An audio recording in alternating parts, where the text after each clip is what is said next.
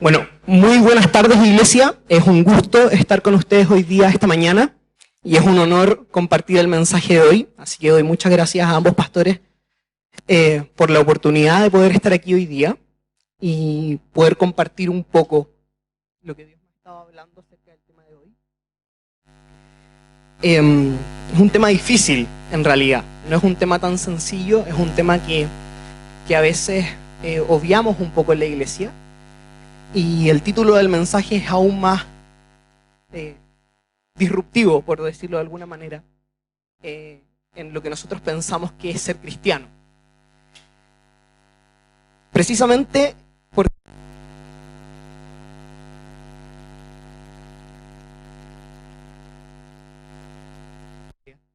donde Cristo promete una vida en abundancia, y yo estoy seguro de que tenemos una vida en abundancia con Jesús. Pero muchos pensamos que una vida en abundancia era una vida sin sufrimiento. Y lamentablemente una vida en abundancia no es una vida sin sufrimiento. Y eso es parte un poco de lo que voy a compartir hoy día. Actualmente estamos en una serie de mensajes titulada Lo que quiero ver, basado en las cartas a las 7 iglesias descritas en Apocalipsis capítulo 2 y capítulo 3. La semana pasada el pastor Javier nos compartió sobre la iglesia de Éfeso y el mandato de Dios de volver al primer amor por parte de una iglesia aparentemente perfecta en obras, trabajos, que perseveró y sufrió por el nombre de Jesús, pero que le faltaba amor. ¿Qué tal? Y como Pablo escribe a los Corintios, sin amor, nada somos. Hoy tengo el gusto, no sé si es el gusto la mejor palabra, pero el honor de predicar de una iglesia situada en un contexto muy diferente a la iglesia de Éfeso. Es la iglesia de Esmirna, una comunidad pobre y perseguida por el Evangelio. El título del mensaje de hoy es, por la serie Lo que quiero ver, sufrimiento. Les pido que me acompañen a orar. Señor, te damos gracias por poder escuchar de tu Evangelio sin ser perseguidos hoy. Te damos las gracias por tu amor por nosotros. Bendice a tus hijos en Asia y en África, Señor. Permíteles perseverar en su fe, en medio del sufrimiento. Y a nosotros, entender el sufrimiento como una bendición. Amén. Como una bendición. Creo que eso es lo que más llama la atención acerca del mensaje de Dios a la iglesia de Esmirna. Y dice así en Apocalipsis capítulo 2, versículo del 8 al 11. Escribe el ángel de la iglesia de Esmirna. Esto dice el primero y el último, el que murió y volvió a vivir. Conozco tus sufrimientos y tu pobreza. Sin embargo, eres rico. Sé cómo te calumnian los que dicen ser judíos, pero que en realidad no son más que una sinagoga de Satanás. No tengas miedo de lo que estás por sufrir. Te advierto que a algunos de ustedes el diablo los meterá en la cárcel para ponerlos a prueba, y sufrirán persecución durante 10 días. Sé fiel hasta la muerte, y yo te daré la corona de la vida. El que tenga oídos, que oiga lo que el Espíritu dice a las iglesias. El que salga vencedor no sufrirá daño alguno en la segunda muerte. El mensaje de Dios a la iglesia de Esmirna no es un mensaje de consolación o un mensaje de protección. Más bien es una orden motivacional. Te perseguirán, sufrirás, sé fiel hasta la muerte y yo te daré la corona de vida. ¿Por qué cosas malas le ocurren a gente buena? Es, sin lugar a duda, una de las preguntas que más he escuchado ante el sufrimiento ajeno. Obviamente, después de la pregunta crucial que todo cristiano se ha hecho alguna vez en su vida. ¿Por qué, Dios? ¿Por qué hiciste esto? ¿Por qué permitiste esto? ¿Por qué te llevaste a mi padre o a mi hijo? ¿Por qué permitiste que mi papá nos golpeara? Que mi mamá nos abandonara, que mis papás se separaran, que me criara sin padre o sin madre, que viviéramos en la pobreza, que me abusaran, que la pareja de mi abuela me tocara, que tuviera que emigrar sin poder elegir, teniendo que dejar a mi familia. Estoy absolutamente seguro de que todos en esta sala hemos sufrido alguna vez el dolor de la pérdida. Quiero ser muy enfático con esto, porque la pérdida es el primer dolor que experimenta el ser humano. Y es la pérdida de la presencia de Dios cuando Adán y Eva son expulsados del jardín. Y no hay un dolor tan profundo en el corazón del ser humano como la pérdida. La pérdida material, como la pérdida de una casa o trabajo. La pérdida humana, como el partir de nuestros ancianos o el término de ciertas relaciones de pareja. La pérdida de una posición en una empresa o quizás incluso dentro de la misma iglesia. La pérdida personal de la alegría o quizás la pérdida de la inocencia a manos del abuso, los golpes o palabras que han calado profundamente en nuestro corazón, aparentemente para siempre. El sufrimiento es parte de la vida y lamentablemente es parte no solamente de lo que vive un cristiano, sino de lo que vive todo ser humano. Ahora, la pregunta que tenemos que hacernos es: ¿por qué sufrimos? ¿Por qué sufrimos? Mientras hacía esta prédica, recordaba un reportaje que dieron en Mega hace muchos años de unos monjes brasileños que sanaban. No sé si algunos se acuerdan, pues estuvieron muy de moda en la televisión chilena hace algunos años atrás. Y el lema de estos monjes era "para de sufrir", ¿no? Después hicieron varias comedias en torno al tema, ridiculizando un poco el mensaje. Pero ese era el mensaje de estos monjes. Lógicamente que cristianos no tenían nada, pero eso es otro tema. El punto es que es muy natural en el ser humano huir del sufrimiento. Es tan natural huir del sufrimiento que a las personas que no huyen del sufrimiento, la psicología les ha dicho masoquistas. Y es tan natural no querer hacer sufrir al otro que la psicología ha denominado a las personas que quieren hacer sufrir al otro sádicos. Son dos tipos de personas que van en contra de la regla general: no querer sufrir, no hacer sufrir a las personas que amamos. Ahora, el sufrimiento es pan de cada día. Desde el pecado de Adán y Eva, la administración de la tierra ha recaído en el obrar de Satanás, quien Jesús mismo define como un ladrón que solo ha venido a matar, robar y destruir. En el presente, y hasta que nuestro Salvador vuelva y se cumpla la promesa de Apocalipsis 21, y Dios nos enjuague cada lágrima, y en su reinado ya no haya muerte, llanto, lamento ni dolor, el sufrimiento es una certeza, al igual que la muerte física.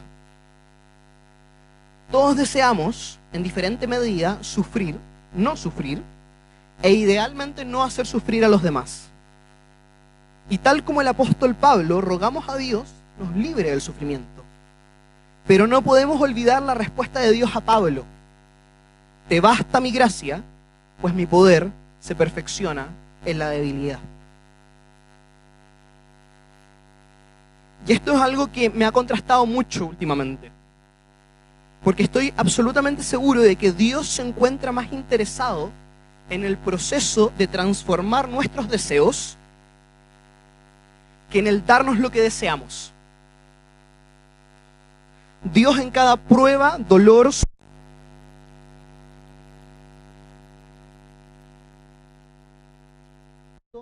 y transformándonos en la clase de personas con las cuales Él desea vivir para siempre. Dios siempre actúa impulsado por el amor. Y quiero dejar esto muy claro: no todo lo que nos sucede en el día a día es parte de la voluntad de Dios.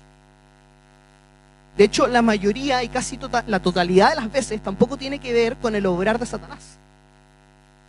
La mayor parte de las veces sufrimos por nuestra voluntad o la voluntad de otros, por nuestro pecado o el pecado de otros sobre nosotros. el divorcio de los padres, el abandono de alguien, sufrir abuso. Quizá una de las pocas excepciones que no podemos explicar es cuando una enfermedad repentina llega a la vida de nosotros o de algún familiar que amamos. Dios es bueno y Él no crea situaciones de sufrimiento. Pero cuánta bendición puede haber en haber sido quebrantados. La Biblia dice que Jesús conoce nuestros sufrimientos. La palabra enseña en Hebreos capítulo 4, versículo 15 al 16, que no tenemos un sumo sacerdote incapaz de compadecerse de nuestras debilidades, sino uno que ha sido tentado en todo de la misma manera que nosotros, aunque sin pecado.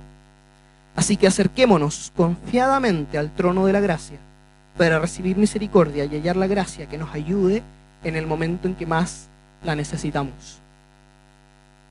Esther Cuevas hace algunas semanas predicó de Jesús hombre y demostró en diferentes pasajes de la Biblia cómo Jesús vivió y experimentó, por ejemplo, el sufrimiento.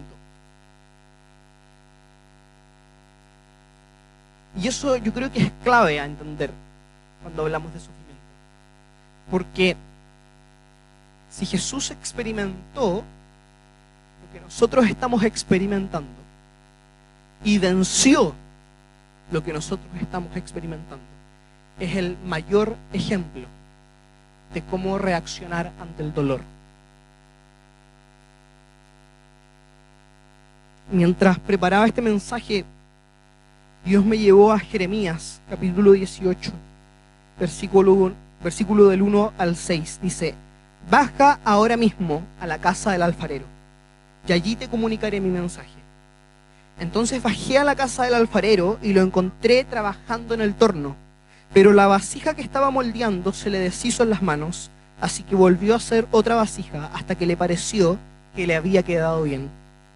En ese momento la palabra del Señor vino a mí y me dijo: pueblo de Israel, ¿acaso no puedo hacer con ustedes lo mismo que hace ese alfarero con el barro? Ustedes, pueblo de Israel, son en mis manos como el barro en las manos del alfarero. El barro no sufre al ser moldeado. Nosotros sí. Lo importante es que mientras el sufrimiento no afloje, tenemos la oportunidad para que Dios nos transforme. El sufrimiento no es el fin, sino la oportunidad y camino para un nuevo comienzo. En las pruebas se dice sale lo peor de cada persona. Aunque yo estoy seguro que en realidad aflora lo que en realidad cada persona es: un ser imperfecto, manchado por el pecado. Pero Dios, por el contrario, quiere sacar lo mejor de nosotros en la prueba. No podemos esperar que las personas respondan bien ante el sufrimiento, porque no se puede esperar una respuesta perfecta de un ser imperfecto. Las pruebas son parte del cambio de naturaleza divina hacia la semejanza de Cristo mediante el Espíritu Santo. Debemos mirar los sufrimientos a través de los ojos de Dios. ¿El sufrimiento produce dolor o produce frutos?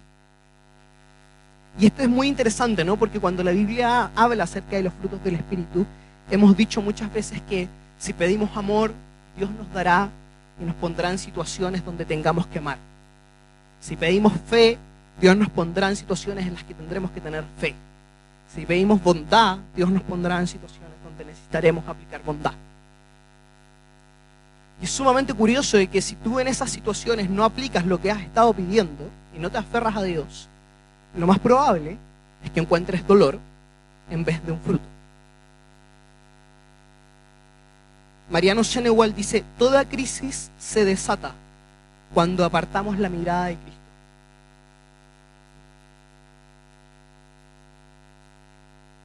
Si Cristo está descansando en la barca, aunque haya una tormenta afuera, puedo estar confiado en que Cristo está descansando.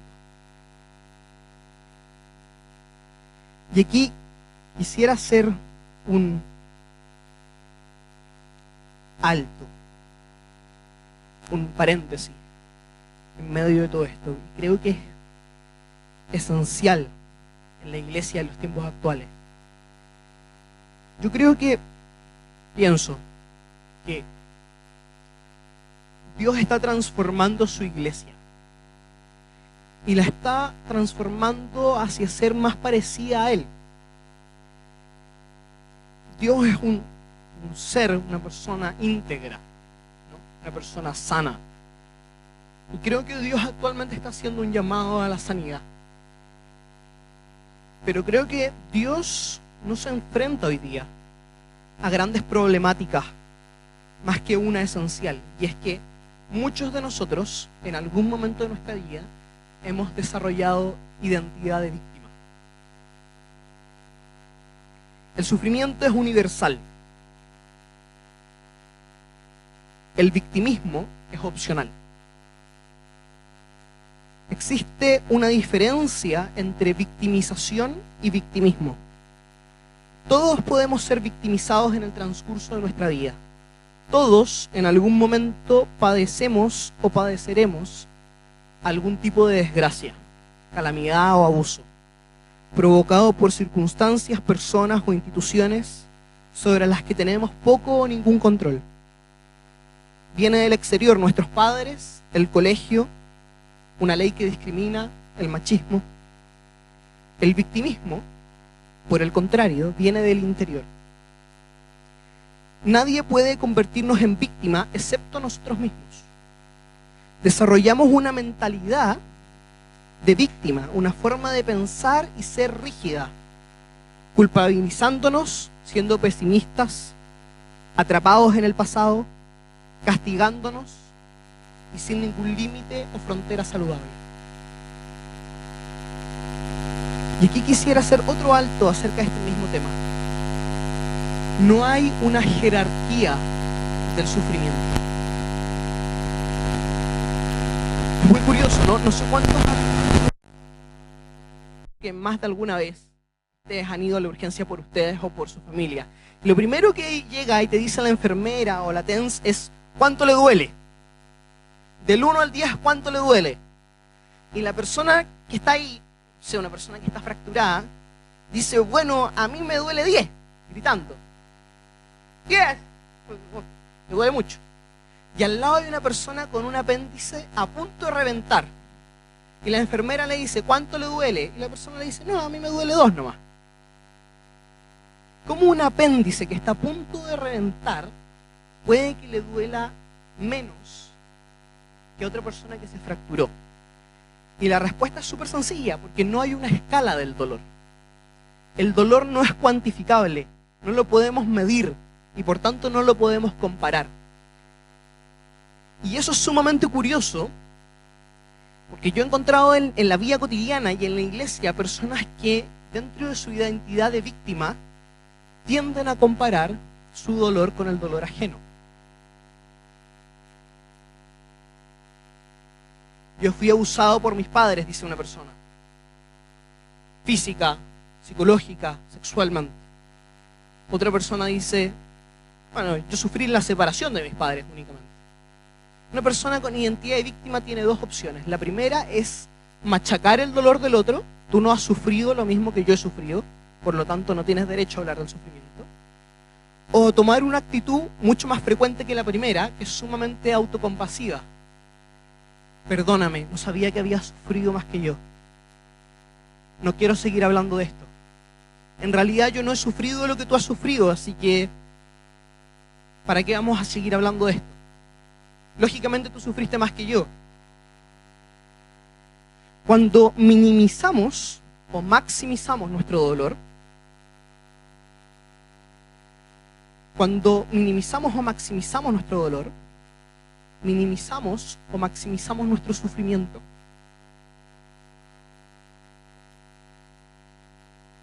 Ser un superviviente de las dificultades de la vida es aceptar lo que es.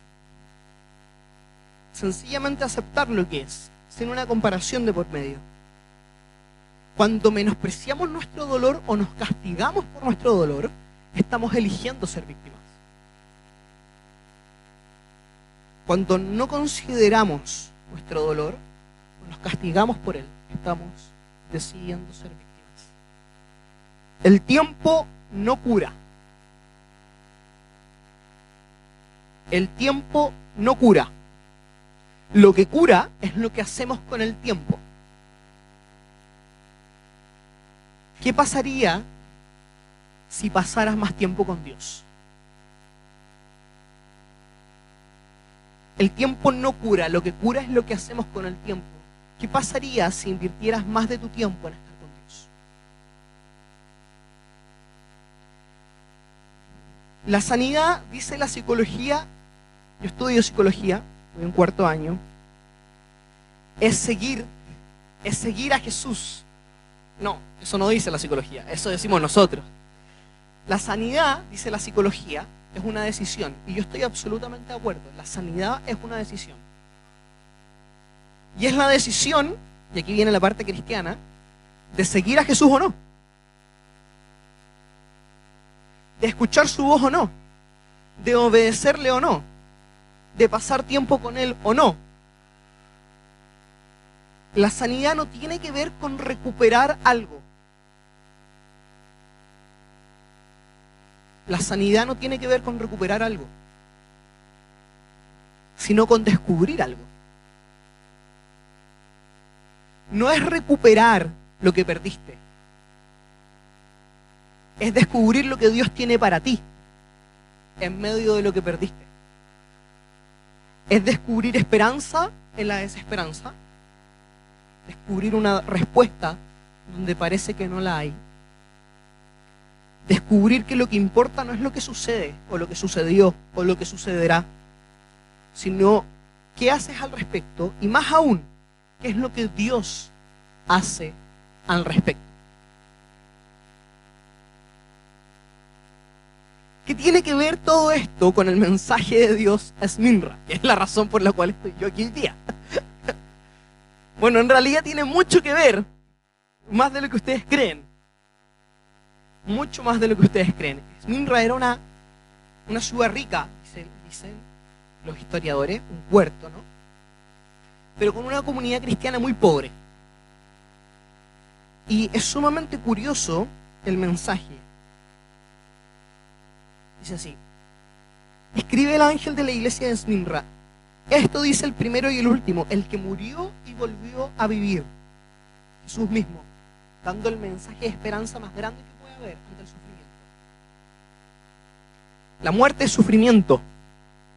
El morir muchas veces es sufrir, la mayor parte de las veces. Y lo que está diciendo Jesús al inicio de este pasaje, de esta carta a la iglesia, es: yo morí, pero volví a vivir. Es exactamente el mismo sentido que Jesús le da cuando está con los discípulos y dice: en el mundo hallaréis aflicción, pero tranquilos, yo he vencido al mundo. Luego continúa la carta: conozco tus sufrimientos y tu pobreza. Repite conmigo esto: Señor, tú conoces mi sufrimiento y mi pobreza. Y la respuesta de Jesús es: sin embargo, eres rico. Sin embargo, eres rico. ¿Por qué Jesús dice esto? Porque la riqueza que tenía Esminra no se basaba en sus posesiones materiales, sino en la fidelidad que tenían hacia Dios. A lo largo de las próximas semanas vamos a seguir revisando como iglesia otra de las 5 cartas que van quedando. Con el paso del tiempo se van a dar cuenta de que Esminra es la única iglesia que no recibe una queja por parte de Dios. Es la única iglesia que Dios no le dice pero. Todas las demás tienen un pero, Esminra no lo tiene. Sin embargo, eres rico. Sé cómo te calumnian los que dicen ser judíos, pero que en realidad no son más que una sinagoga de Satanás. Y aquí viene la parte más crucial: no tengas miedo de lo que estás por sufrir. Te advierto que algunos de ustedes el diablo los meterá en la cárcel para ponerlos a prueba y sufrirán persecución durante 10 días.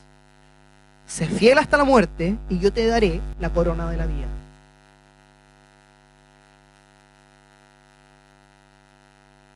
La mayor parte del sufrimiento que vivimos, Dios no lo causa.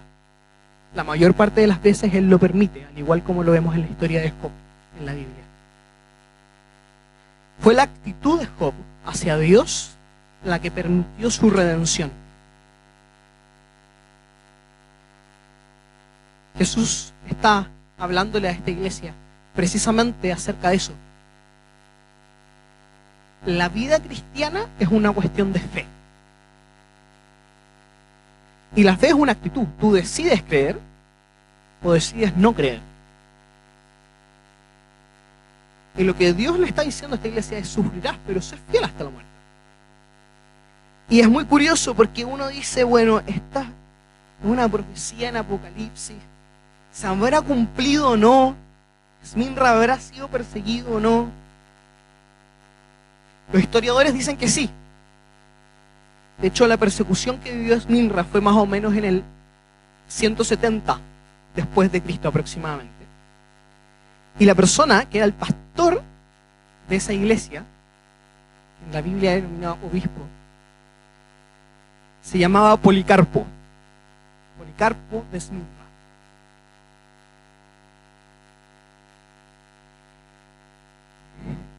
Policarpo de Esmirna era el obispo de la iglesia de Esmirna durante la persecución que profetizó Apocalipsis.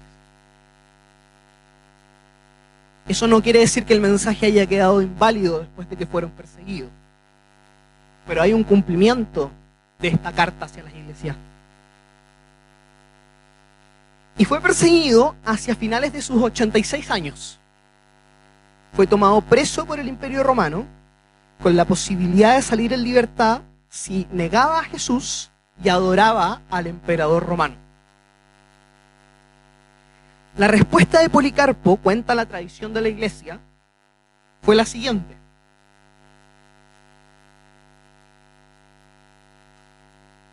he servido a mi Señor Jesucristo durante 86 años y nunca me ha fallado.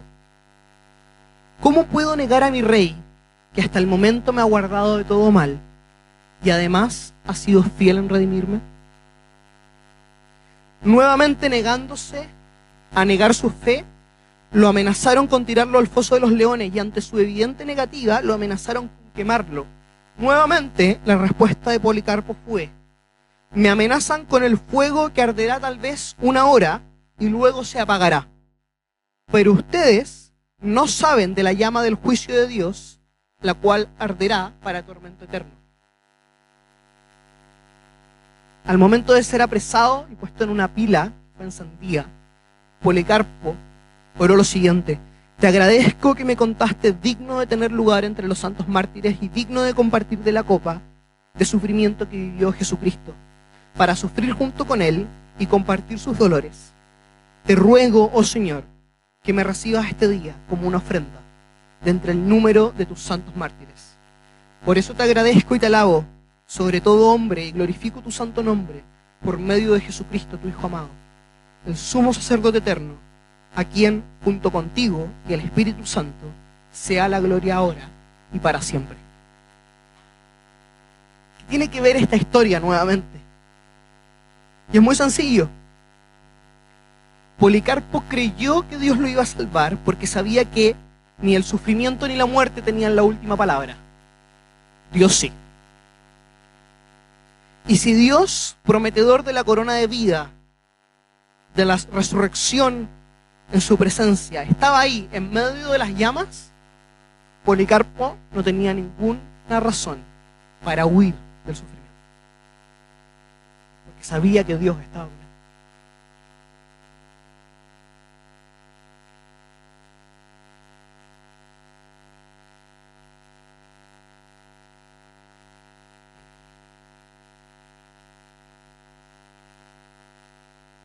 La vida cristiana es un llamado a creer y a confiar. Hace algún tiempo el mes de noviembre, mientras muchos de ustedes estaban disfrutando de ese hermoso retiro que tuvieron, ¿no? Yo estaba en un lugar especial, en la sexta región, estaba orando, a solas con Dios. Llevaba ahí un par de días, tratando de reconectarme con Él después de mucho tiempo y con muchas preguntas en realidad, con muchas preguntas. Yo fui líder de iglesia, líder de jóvenes de esta iglesia durante 5 años, y en marzo del año pasado renuncié, luego de que un psiquiatra me haya diagnosticado depresión, bajo la cual hoy día todavía tomo mis remedios en la mañana para poder levantarme. En realidad, y esto es un dato anexo solamente, la depresión no se trata de cuánto sufrimos, sino de cuánto lloramos lo que sufrimos. La depresión es como una represa, ¿no? Acumula agua, acumula agua, acumula agua, y el agua que se acumula se pudre. Y decidí renunciar a muchas cosas en mi vida con tal de invertir un tiempo más con Dios. Y lógicamente, no invertí más de mi tiempo en Dios. Porque cuando uno dice que va a invertir tiempo en Dios y decides dejar de lado algunas cosas, no estás invirtiendo tiempo en Dios. Así que llegué en noviembre, después de varios meses tomando remedio, yendo a psicoterapia. Vayan a psicoterapia, denme trabajo, es una muy buena oportunidad para cambiar, vayan con un psicólogo cristiano. Ya, ese era un dato comercial, pero no, siguiendo con el cuento este. Llegué en noviembre y de repente me di cuenta de que había logrado perdonar a mi madre, de que había logrado perdonar en gran medida a mi padre. Hoy día estoy haciendo todo lo posible para poder conocerlo este verano. No conozco a mi papá, nunca lo he visto, y con un corazón muy diferente al que tenía años atrás, un corazón transformado por Dios, un corazón que no sufre por esa pérdida, sino que ha visto la bendición en medio de la pérdida. Pero hay un problema que yo nunca he podido controlar y que me supera. Y quienes me conocen lo saben aún sin conocerlo. Durante mucho tiempo en mi vida yo he luchado con la ansiedad. Este precioso cuerpo esbelto se enfrenta diariamente a la ansiedad de comer o no comer, especialmente cosas dulces. La ansiedad no es nada más que incredulidad. Pero yo voy a llegar a eso. Y estaba en el lago y oraba a Dios y le decía: Señor, yo te doy gracias porque me has permitido perdonar a mi mamá. Señor, yo te doy gracias porque me has permitido perdonar a mi papá. Te doy gracias por lo que he descubierto en este año. Te doy gracias por tener un excelente psiquiatra que me ha ayudado en todo. Te doy gracias por mis pastores. Te doy gracias por mi iglesia. Te doy gracias por mi psicóloga. Te doy gracias por la persona en que me has transformado. Y pese a todo lo que has hecho, Señor, no hay nada que tú hayas hecho en torno a mi ansiedad. Y de repente se abrió el cielo y bajó un ángel. No fue así, pero se sintió así. Se sintió así, como si se abriera el cielo y bajara un ángel. Y Dios me dijo audiblemente, sin ver nada, solamente su voz: Rodrigo, tu gran problema es que tú no crees quien yo digo ser.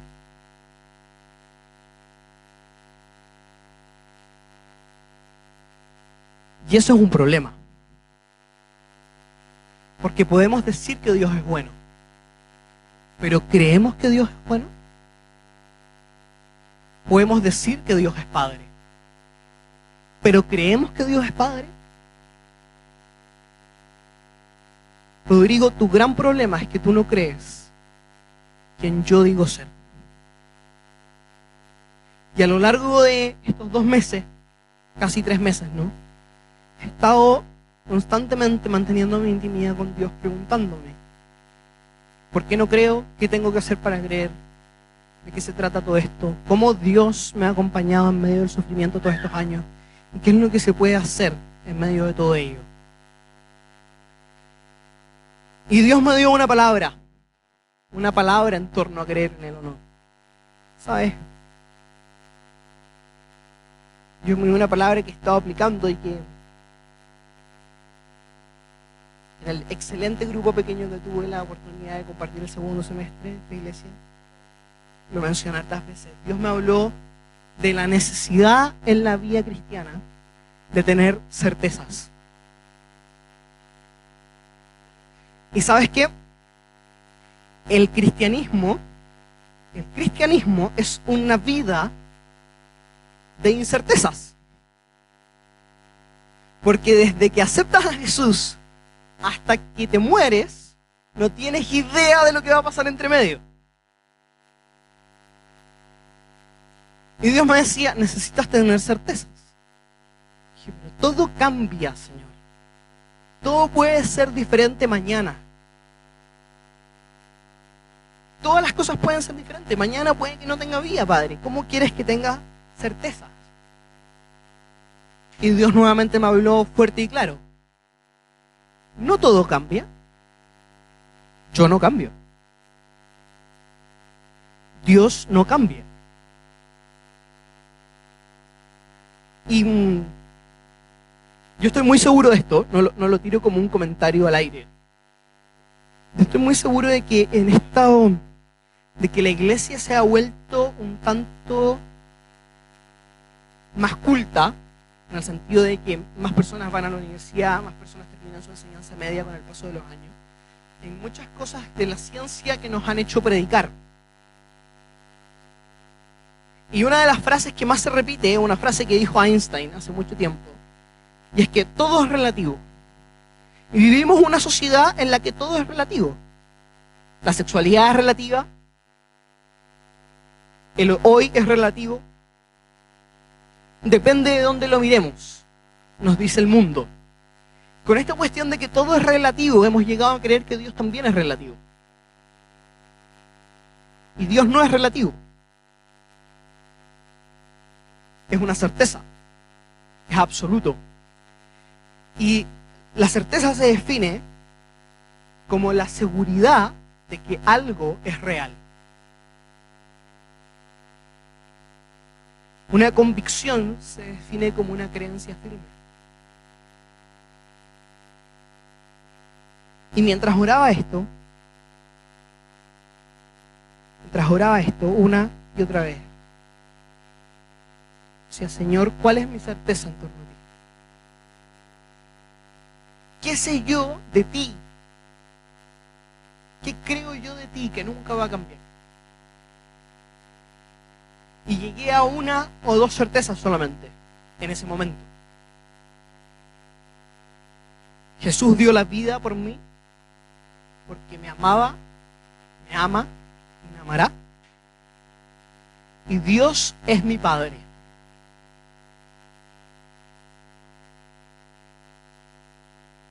Y cuando dije Dios es mi Padre, se me vinieron 1000 preguntas más. ¿Mi Padre es bueno? ¿Mi Padre me ama?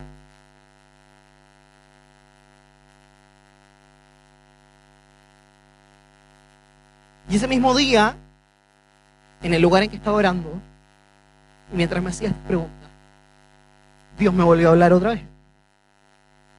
Me dijo, Rodrigo, tú crees y sabes que yo soy tu Padre, pero tú no crees que yo soy bueno.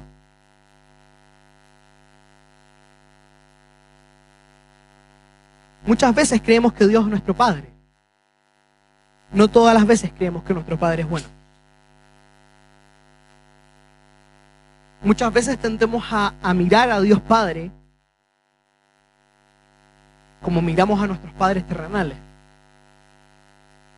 ¿Cómo saber si Dios es bueno si mi papá nunca estuvo conmigo? ¿Cómo saber si Dios es bueno si yo ni siquiera conozco a mi papá? ¿Cómo saber si Dios es bueno o no si no tengo ninguna imagen paterna? Por lo menos no en mis primeros años de vida.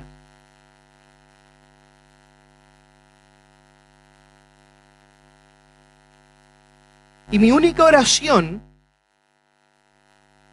en ese momento fue: Señor, demuéstrame que tú eres bueno. Yo no lo sé, no lo creo, pero si tú me lo demuestras, entonces voy a creer. Al igual que esta oración que los católicos hacen en cada misa: Señor, no soy digno de que entres en mi casa, pero una palabra tuya bastará para sanarme. Mi oración fue: Señor, yo no soy digno de creer en ti, pero una palabra tuya me va a sanar. Y mientras oraba esto, me di cuenta de una cosa. Y es que una cosa es creerse amado, otra cosa es saberse amado. Muchos nos creemos amados por Dios. Pocos nos sabemos amados por Dios. Y Dios me dio este versículo.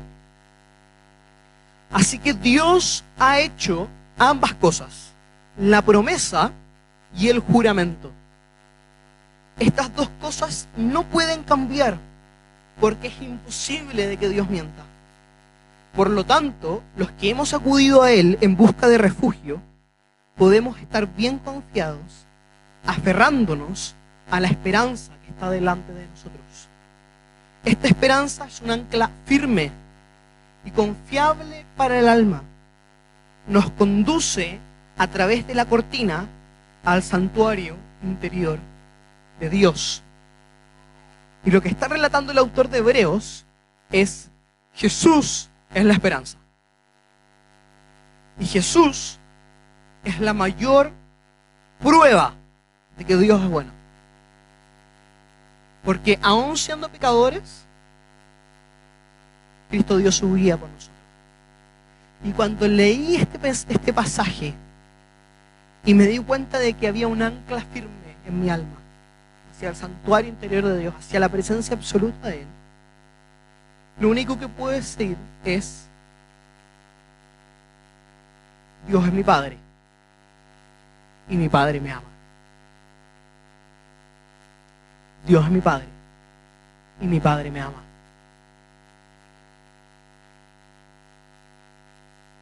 ¿Qué tiene que ver todo esto con Esminra?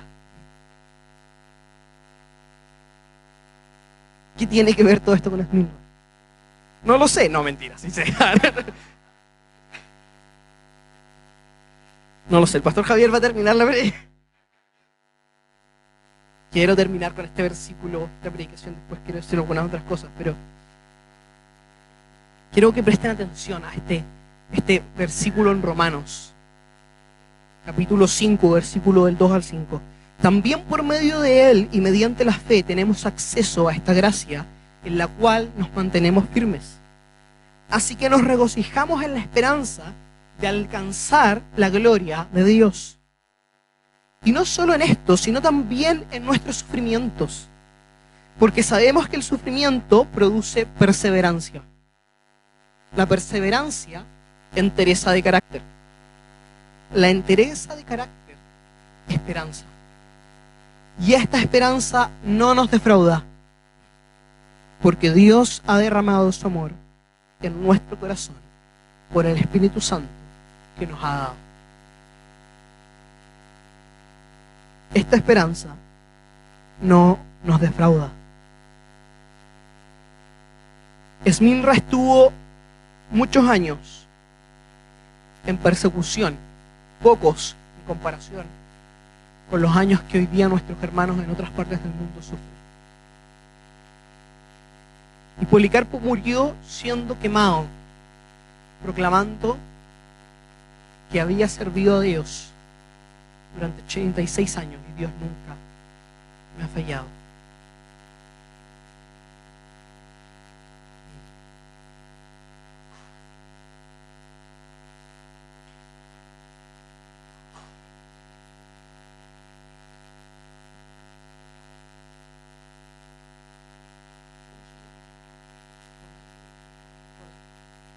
Rolando, en tus casi 80 años, Dios nunca te ha fallado.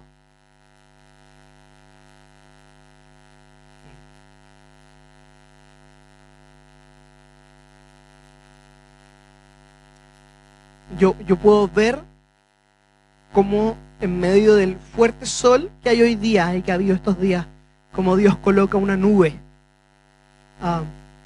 para que no te quemes. Siento que es un mensaje muy profético de parte de Dios, y es que Él está a tu cuidado. No descansa el que te guarda. No descansa el que te guarda, Rolando. Yo no sé qué va a pasar mañana. Yo no sé qué va a pasar mañana. Pero sí sé que Dios va a estar contigo. Porque tu Padre te ama. Esminra estuvo mucho tiempo en eso. Policarpo murió. Tuvo, en mi fe creo, el deleite de estar en la presencia de Dios nuevamente. La pregunta que tenemos que hacernos al final de esta prédica del sufrimiento es: ¿cuánta bendición hubo en que Policarpo muriera? Y la respuesta es tan sencilla. Es tan sencilla. Queridos hermanos, si no hubiesen habido mártires, nosotros jamás hubiésemos sabido de Cristo. Si no hubiesen habido hombres y mujeres decididos a entregar su vida por Dios, el Evangelio nunca se hubiese esparcido. Si Pedro no hubiese decidido morir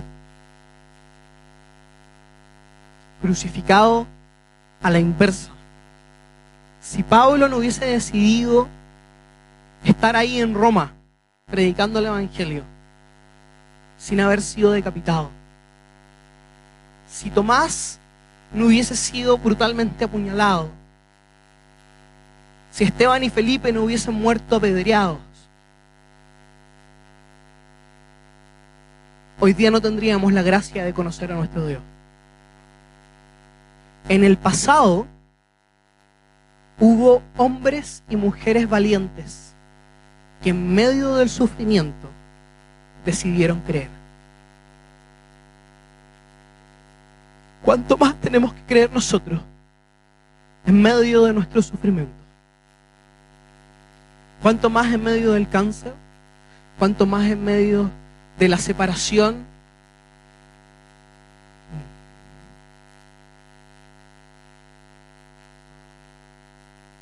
No solamente de la separación de padre, yo siento, puedo estar equivocado, siento que hay una mujer mayor que hoy día sufre por la separación de uno de sus hijos y de su pareja.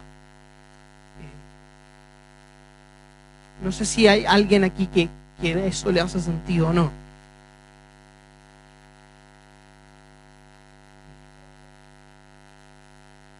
Y siento que Dios está en medio de esa separación, y siento que Dios está cambiando las cosas. Siento que Dios está cambiando las cosas. Un viento nuevo. Un viento nuevo. ¿Cuánto más sufrimos por las cosas del pasado?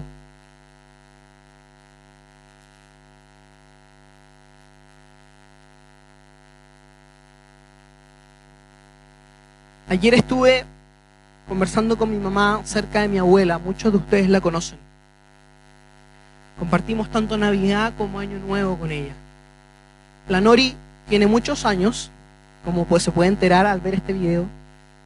¿Cuántos años tiene? Lo dije, me va a retar mucho, así que no lo voy a decir. Pero tiene muchos años. Y por primera vez la vi sonreír y reír a carcajadas para la noche de Navidad recién pasada. Una vida de sufrimiento, de dolor, de desesperanza, de separación, de muerte, de una depresión constante por décadas. Por décadas. Una depresión que no solamente la dañó a ella, sino que también nos dañó a nosotros como familia. Y cuando en Año Nuevo y en Navidad reía carcajadas con la felicidad, con la felicidad de que ora a Dios todos los días hoy, sin importar si viene a la iglesia, y que ha decidido creer en medio de sus innumerables dolores de la artritis y la artrosis. Lo único que puedo decir es que mi abuela estuvo muerta muchos años, pero hoy día está viva. Y es obra de Dios.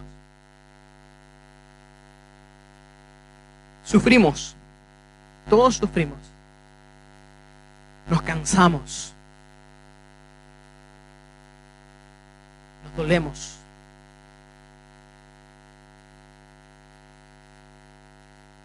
A veces no somos perseguidos por Satanás, ni somos perseguidos por las autoridades, pero sí somos perseguidos por nuestro pasado. Por el abuso, por la desesperanza, por el abandono, por la pobreza.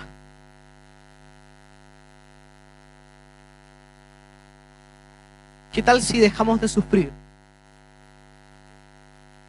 ¿Qué tal si paramos de sufrir? Pero de una manera diferente, sabiendo que en medio del sufrimiento Jesús descansa. Y si Jesús descansa, entonces yo también puedo descansar. Pónganse de pie, vamos ahora.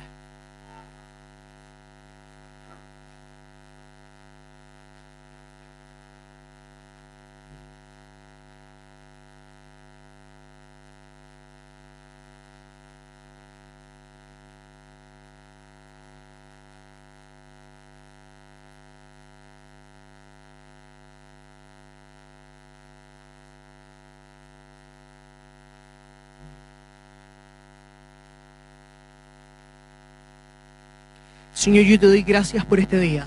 Te doy gracias por quien tú eres, por quien tú dices ser. Señor, te doy gracias porque eres un Padre y un Padre bueno. Porque eres un Dios, que no eres un Dios, eres el Dios, que está con nosotros en medio de nuestro sufrimiento. Señor, yo te doy gracias por el dolor. Te doy gracias por el dolor porque el dolor nos indica cuando hay un problema, y cuando hay un problema sabemos que podemos recurrir a ti. Señor, yo te pido hoy día, Espíritu Santo, que tú traigas más de tu presencia sobre nosotros, Señor. Trae más de tu presencia, Señor, sobre nosotros. Bendícenos con estar en tu presencia.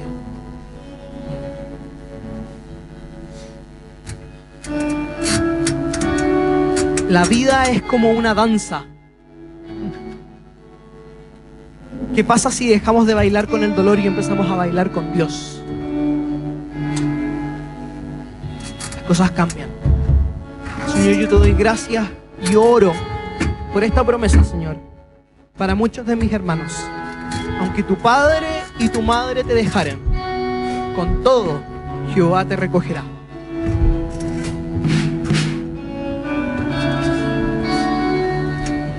Oh Espíritu Santo, ven ahora y trae más de nosotros. Señor, trae más de tu presencia sobre nosotros. Vamos a adorar ahora.